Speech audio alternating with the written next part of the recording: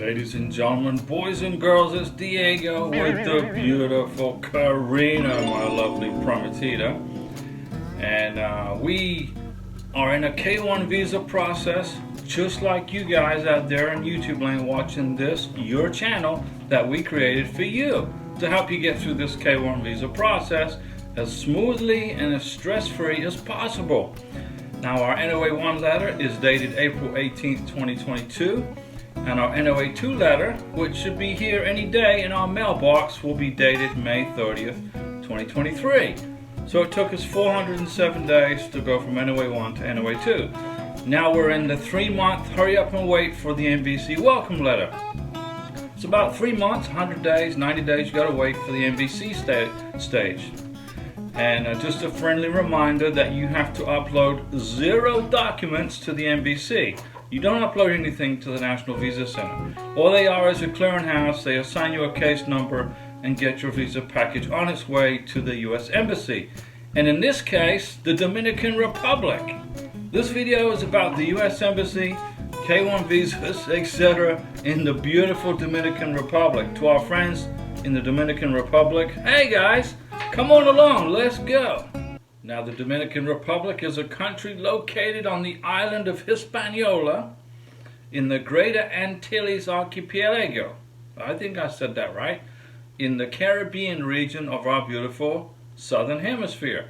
It occupies the eastern 5/8 of the island, which it shares with beautiful Haiti, making Hispaniola one of only 2 Caribbean islands, along with St. Martin, that is shared by 2 sovereign states. Okay, the Dominican Republic is the 2nd largest nation in the Antilles by area, after communist Cuba, at a 18,792 square miles. That's a lot of grass to cut. It's the 3rd largest by population, with approximately 10.7 million people counted in 2022, but the population has declined from 10.8 million to 10.7 million. Okay, so where did these people go? We don't know. We don't know where they went. And 3.3 million of these folks live in Santo Domingo, which is the capital city. The official language of the Dominican Republic is Spanish. And the Dominican Republic has a tropical rainforest climate in the coastal and lowland areas. And it's a little cooler in the mountains. So it's kind of like Florida. I like that kind of weather. Some areas, such as most of the Cibao region, have a tropical savanna climate. Okay? And the currency in the Dominican Republic is the Dominican peso, which is abbreviated with a $sign or RDS, which is a $sign. And the United States dollar can also be spent here. The euro, the Canadian dollar, and the Swiss franc are also accepted currency at most tourist sites. Okay, guys? That makes it easy for the tourists, right? From Europe, especially. Now, let's talk about food, my favorite subject in the whole world. Come on. Food in the Dominican Republic is predominantly Spanish, Taino, and African in origin. Typical cuisine is quite similar to what can be found in other Latin American countries like Colombia, Venezuela, Chile, Peru, Argentina, Uruguay, etc. Peru. One breakfast dish, which I particularly like, consists of eggs and mango, which is basically mashed and boiled plantain. And I eat that in Colombia. Okay? You know, heartier versions of mango are accompanied by a deep-fried meat, which is like a Dominican salami, typically, or cheese mixed with cheese, or with both. It's really good, guys. It's good food.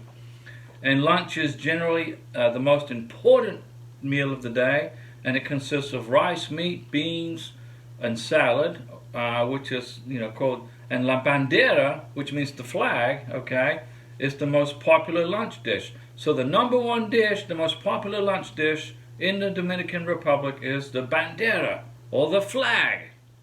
The bandera consists of meat and red beans on white rice. So they like to eat rice. South America, Central America, and the Dominican Republic all love the white rice. Now there's sancocho, which is a stew made with 7 varieties of meat. So you got to get on a plane and go visit the Dominican Republic just for their stew meat. And many dishes are made with sofrito, which is basically a mix of local herbs used as a wet rub for their meats and sautéed to bring out all the flavor of their good food. And throughout the south central coast, bulgur or whole wheat is the main ingredient in quipes or tipile, which is a bulgur salad.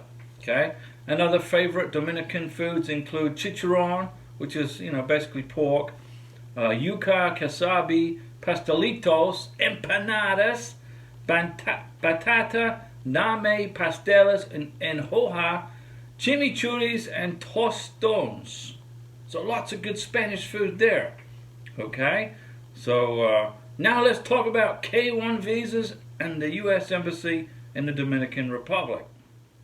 The Immigrant Visa Unit at the U.S. Embassy in the Dominican Republic is interviewing all categories of immigrant visas at this time. And you, Mr. Beneficiary, Miss Beneficiary, Mr. Sponsor, Miss Sponsor, the applicants are responsible, as per the U.S. Embassy, for monitoring the email addresses they have provided to USCIS, the National Visa Center, and or the Immigrant Visa Unit for updates and scheduling purposes. So everything is monitored and controlled and communicated through email. Okay. Now remember, if you, Mr. Beneficiary, Miss Beneficiary, do not attend your scheduled interview at the embassy, you will be expecting a long delay before you can reschedule a new one. So don't miss your interview, or else you're going to be waiting for months and months and months to get a second one. Okay? And when your visa has been approved, you will be informed how and when your passport will be returned to you.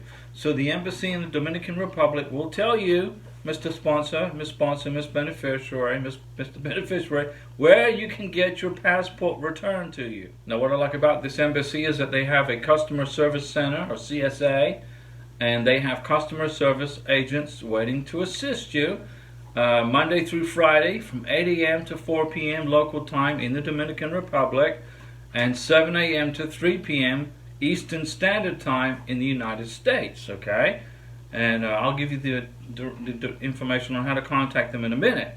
Now, the U.S. Embassy in Santo Domingo in the Dominican Republic is right here. That's the address. Okay, the phone number to the U.S. Embassy is in the Dominican Republic is right here. That's the phone number. And now if you want to reach a customer service representative, remember everything's by email. This is the email address right here. So write them a letter, okay? And don't forget to include in the subject line your beneficiary's name, date of birth, and case number from the MVC. Now it's taking between 46 to 66 days to schedule a visa appointment. But that can change from month to month, week to week, depending on the workload of the embassy.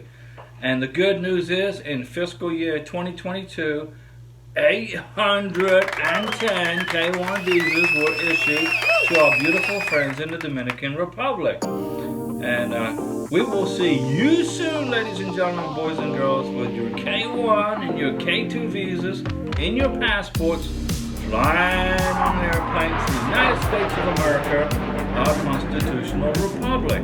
Okay?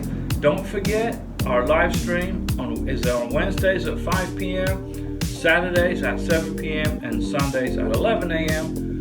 Stay patient, stay relaxed, go with the flow, don't stress this process, and we will pull you over the finish line and help you get through this immigration process.